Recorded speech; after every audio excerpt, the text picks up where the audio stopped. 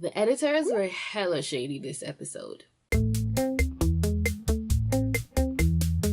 Hey y'all, it's your girl ItsNasB and welcome back to my Bachelor recaps of Colton's season of The Bachelor. This here is a recap of episode 5. This episode felt like a filler episode to me. There was repetitive drama, an okay middle that was mostly fluff, and an incomplete ending. It was like a bad session of sex. The same old moves, and no one party leaves feeling like they got the finish that they desired. That said, let me get into what happened. So for this episode, we go from Singapore to Thailand, and it's beautiful in Thailand. And if you didn't know Thailand was beautiful, they were gonna ensure that by the end of the first segment, you were aware of it. That opening shot of all the ladies walking on the beach, it was great, but had me wondering how many takes they had to do to get it just right. This is another episode with 2 one-on-ones and 1 group date. The first one-on-one goes to Heather, aka Miss Never Been Kissed. Except now, Never Been Kissed is no more. They changed her title from Never Been Kissed to Has Been Kissed. Because yes, finally, Heather gets her first kiss. Leading up to it, we had some awkward moments and some close-ups that no one really asked for. What was going on, guys? I feel like it was really extra on the part of the editors, and it almost ruined what was coming. But finally, baby girl got her first kiss under some fireworks. I know they planned it this way, and I could see the moment that it was going to happen, but she was so happy when it did that I couldn't help but be happy for her. But while I was basking in joy from this, Heather's experience had the opposite effect on Elyse, who ends up leaving the show this episode by choice. I was sad to see Elyse go, not even necessarily because of an attachment to her, but because of the feelings that she described having leading up to her decision, and then the regret that she said that she had immediately after doing it. Earlier on in the episode, we saw her grappling with feelings, trying to come to terms with the fact that Colton is seeing other women. Literally the premise of the show, we know, but it seemed like the pressure just really got to her. Under pressure! Okay, it's not the time, Nas. Not the time. It sort of broke my heart to hear her talking about how she got in her own head and felt like she wasn't worthy and like she wouldn't have gotten picked out of all these women. And then there was the other side of things, which is when she went to Colton and she talked about her connection with him. She was hoping that he'd maybe say that he had much stronger connections with other women and basically that he would make it easy for her to go home. And I'm not sure if I necessarily believe that she wanted that. I don't know what I was left feeling because I felt like she gave mixed signals. And I get it, this environment isn't for everybody. This is actually a very surreal way to find love, or it's just an overall surreal social experiment. And sometimes I think some people don't realize how hard it is until after they're in the situation. However, I don't know if Elyse was expecting that Colton was going to do something big, or if she really wanted him to say, I'm not feeling you. I really don't know where I land on whatever was going on with her. And I guess that's typical when you're dating somebody. But then she also pointed out the fact that this is not realistic. To get engaged after a few weeks, and when it's not just you and I, you're dating all these other people, it's hard to have faith in a relationship like that, and it's hard to willingly trust in something like that lasting, which, as I said, I get.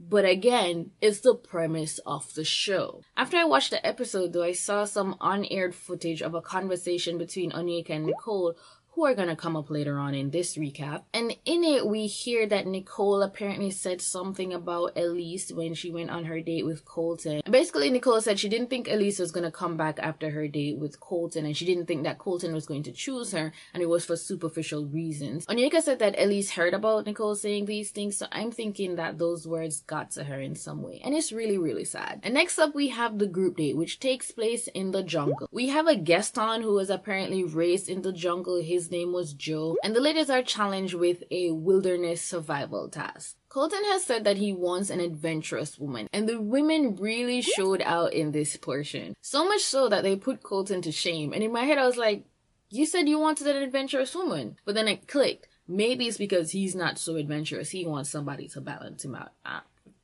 I don't know. And if that's the case, he has quite a few good choices in this bunch. Hannah B brings out the Hannah Beast again, but I actually found it really adorable this time. I wish she'd pull back a bit because she was saying she'd do anything to impress him. And I get it that, you know, it's a competition, but also have some limits when it comes to pursuing or being with somebody. But my favorite part of this segment was where it showed that it's about survival of the smartest. Work smarter, not harder. And that came out in two ways. There was Demi and the two Hannahs when everybody everybody was split up into groups, they were put into a group together, and they were all told to forage around for food and all these other things to survive, essentially. And instead of staying in the jungle, these girls decided to take the taxi or the bus back to the hotel, get food from there, and bring it back. Like Demi said, Joe did not specify the rules, and when there are loopholes, you take them. I support this move completely. It was clever, I was impressed, and I'm sure Colton was impressed as well.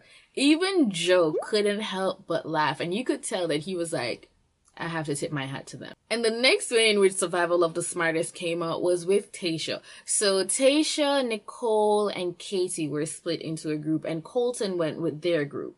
At some point, Tayshia is like, hey, how about Colton and I go for some food? Or something like that. I don't remember what she designated, but it was her and Colton to go one way for something, and Katie and Nicole to go the other way. Katie and Nicole, for some reason, agree so quickly. And of course, basically, 2 steps later, Tayshia is making out with Colton. Because obviously, that was her plan all along. And girl, that is how you get ahead. Yes, sis! You know what you came here for, and you're gonna get it. Nicole and Katie end up seeing them making out, and the 2 of them stand there. I don't know how long they stand there for, because then they walk away and both of them say how awkward it was to see that. My thoughts are, nobody forced you to be there, and why didn't you go over and interrupt that? But hey, their choice, not mine. So we get to the night portion of the group date, and this is when the repetitive drama starts. But before I get into that, let me give y'all the good stuff. We get more time with Colton and Tayshia, and that's when I started realizing, hold on, they've really been giving my girl more airtime. She ain't do that bungee jump for nothing. I think this is the part where they go off on the beach and they light the lantern and look up on it, and it's really beautiful, it's really sweet, and I see them planting these moments in there. Y'all know what it is. All aboard! Do they do that for ships? Or is that only for trains? Anyways, you know what I'm trying to say. Ship it! Ship it! Hannah B also has a romantic moment with Colton. She tells him that she's falling in love with him. I'm here like, okay. Telling somebody you're falling in love with them is not the same as telling them you're in love with them.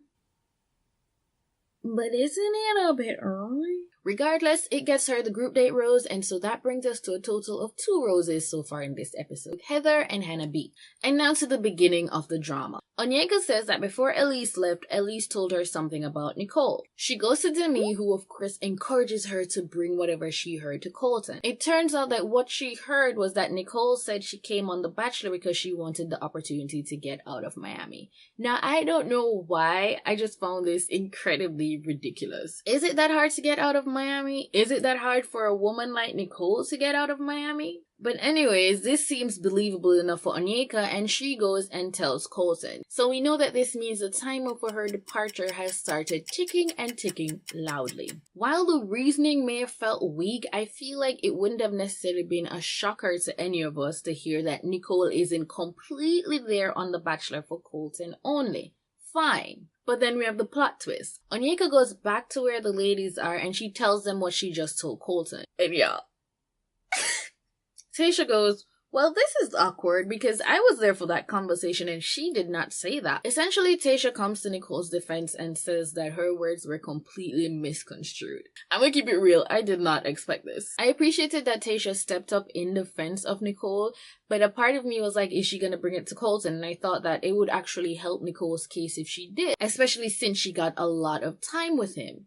And then it clicked. Tayshia has her priorities in order. She is here for Colton. She ain't here for these women. She ain't here to try and get mixed up in all this house drama and become one of these women who is bringing that stuff to him. And I respect that. Keep your eyes on the prize, boo. But even after Tayshia clears up what happened during the conversation, Onyeka holds fast to what she said. From very early on, Onyeka seemed to have designated herself the one who is going to be the voice for the voiceless, or just the voice of the group. And I figured that's her way of making herself useful and getting herself involved in more drama, thus causing her to stick around longer. But I think now we see where it came back to bite her in the foot. Is that how it goes? Do people get bit in the foot? I don't want to say which I've now said. So Colton, of course, talks to Nicole about it. Nicole is emotional in her denial of it. When she comes back, she's understandably upset, and she and Onyeka are talking about it. And this is where I realized that words, maybe like principles, don't really mean anything to Onyeka. Nicole says, you're spreading rumors. She goes, no, I'm not spreading rumors. I'm telling something that I heard somebody say to me. And it's like, but... And next up, we have the long-awaited one-on-one with Colton and Cassie. They, of course, say sweet things to and about each other. Cassie mentions getting butterflies around him again. He says he's crazy about her. He says he's smitten with her. They make out a lot on their private island, which is essentially just this body of sand. There's nothing else on it. There weren't any chairs. I mean, they probably set up something at some point so that the crew could film them, but it was pretty barren. There was nothing on it. And so when I'm looking at the fact that they're making out a lot, like a serious amount, it clicks to me. They don't have anything else that they can or that they're supposed to do. Even if they didn't want to, this situation was engineered this way. And it was either going to result in them doing what they did and giving us what was network approved softcore porn, or we'd get more awkward silence moments like they gave us earlier with him and Heather. Later on, they're at dinner and she talks to him again about his virginity. I was annoyed by the fact that when she's talking about the fact that she's not a virgin, it still has to be scripted in this way where it's like, I'm not, but I'm still innocent. I really just don't like this rhetoric that they've been going with all season. Make it stop. Of course, she gets her rose, and then later on they're in his bed and they're making out. I don't know if it's because they were under the covers that this was treated differently. He said something like he hadn't done that before, or maybe he had said it's not every day. Either way, just last week we had seen him making out in the bed with Hannah G, so it's like, girl, I guess. I want to pause and talk about this.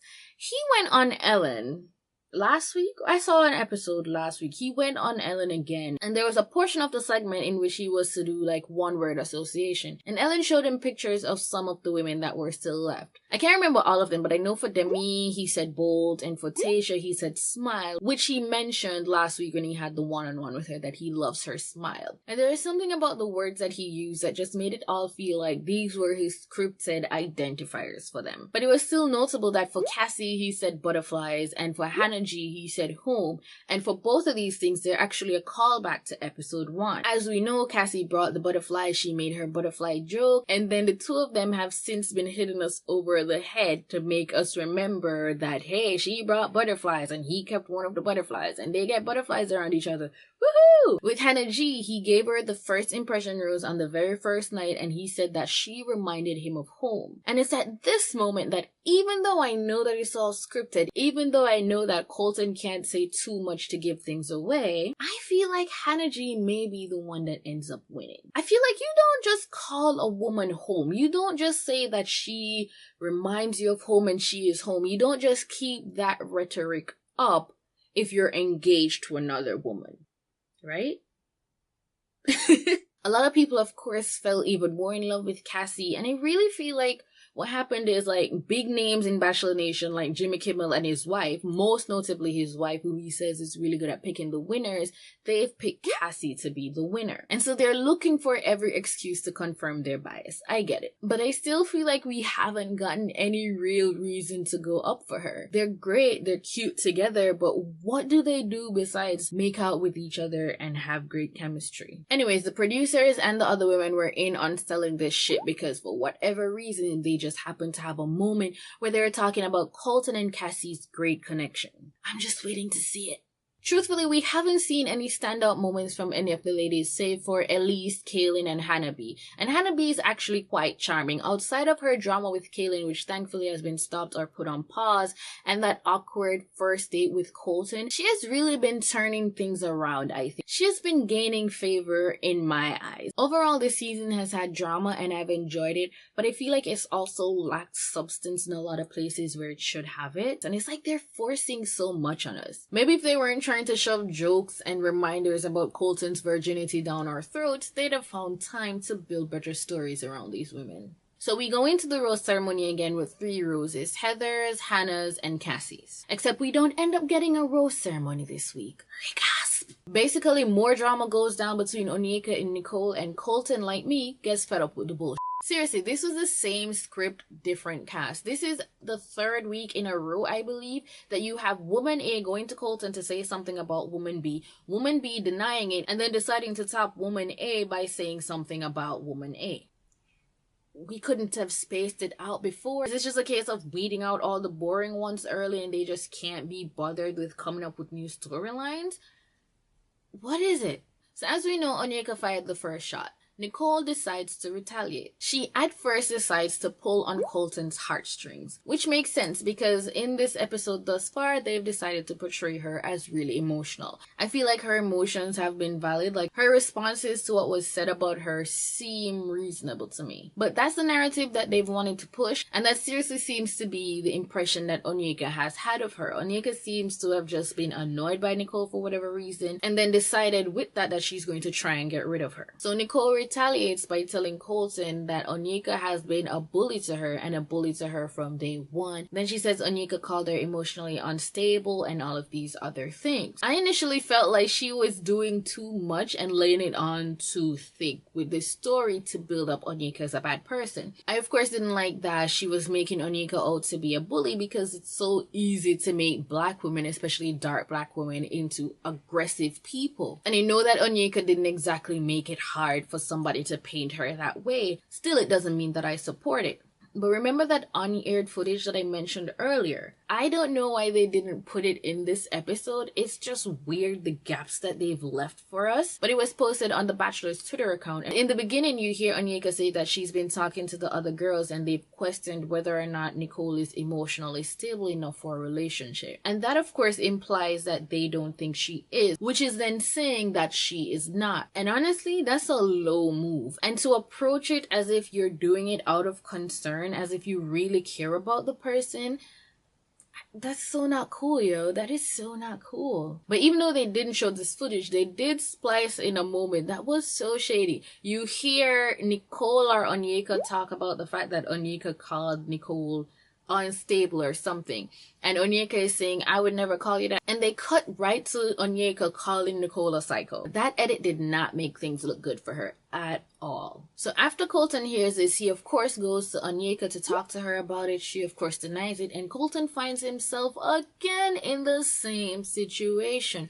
It's like deja vu, and the worst kind. It's like Groundhog Day. I mean, that's what Groundhog Day is about, right? I don't know. I just know of it in terms of pop culture context. I don't think I've ever really watched that movie. But you get what I'm going for. It's repetitive. Like, I feel like this show has forced me to be in my recap sometimes. So after talking with Colton, Onyeka goes to confront Nicole, and they have an argument that is so loud, Colton can't focus on his conversation with Cassie that he was trying to have. So he gets up and goes to sit with them, and he eventually gets so frustrated by the back and forth that he gets up and leaves. I have to laugh at the fact that during this, Tayshia was giving a play-by-play of Colton's move, as if us, the audience, couldn't decipher it for ourselves. Thanks, Tayshia. Onyeka and Nicole separately try to stop Colton, but he needs his space. He just can't. He just brushes them off, and then the show ends with Colton being really over it, and he's just walking away on the sand. It fades to black, and we get a to be continued. So even though this was a frustrating cliffhanger, I know it's gonna have people tuning in. They're like, is this when he jumps the fence? But even if it's not, it's gonna make it make sense when he jumps the fence, because we've now seen that Colton is a person that flees when he's upset. But yeah, that's it for this episode. We have 3 roses, we got no rose ceremony, and we have to stay tuned for next week to find out who goes home. People are of course predicting that Onyeka is going home. Some are saying it's going to be Onyeka and Nicole. Honestly, they're not really serving any purpose. But if they go home, who are going to be the ones that start the drama that keep us going until the nice, cute, wrapped in a bow happy ending? I don't know, but I'm not even trying to make sense of it, because they've really just been throwing things at us from outside of left field, and we just have had to deal with it. But next week's preview, we see a lot of crying and hugging and then making out in mud. We see Demi go to a door, presumably Colton's door, maybe it's the producers, and she says, looks like I'm going to be fighting somebody tomorrow. I don't know what it's about, but I feel like because of how they've set it up, we're supposed to think it's about one of the women or something. I don't know. But I think that Demi may be also opting to go home. Like, she's going to leave the show for whatever reason. It's probably family related. And she's going to Colton to tell him that. And they're all crying because they were weirdly bonded. I don't know. That would also be weird because they haven't shown Demi to have close relationships with the other girls. And if you follow them on Twitter, if you've seen their social media, these girls seem to have had a bond or like friendships in different groups. And I don't understand why we're not seeing it on the show yet. But I guess I have to stay tuned to see it. It's a good move. It's a good tactic. And that means you guys will get more of these recaps. You're welcome. As usual, thank you so much for watching. Remember to hit like, subscribe, and share this video, and you will see me in the next one. Bye!